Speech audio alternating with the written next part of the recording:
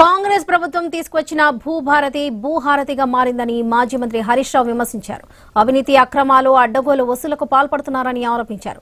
30 నుండి 40% లంచాలు ఇస్తే తప్ప రేవంత్ రెడ్డి పాలనలో భూ సమస్యలు పరిష్కారం కాని పరిస్థితి ఉందన్నారు హరీష్ రావు. ఇక రిజిస్ట్రేషన్ల పేరిట మధ్యవర్తులు, ఏజెంట్లు, కాంగ్రెస్ నాయకులు రైతుల నుంచి డబ్బులు వసూలు చేస్తున్నారని మండిపడ్డారు.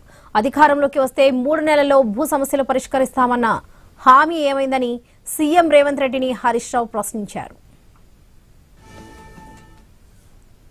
ధరణిపై అడ్డగోలుగా మాట్లాడిన సీఎం గొప్పగా తెచ్చిన భూభారతి ద్వారా సమస్యలు పరిష్కరించడంలో ఎందుకు విఫలమవుతున్నారో చెప్పాలన్నారు.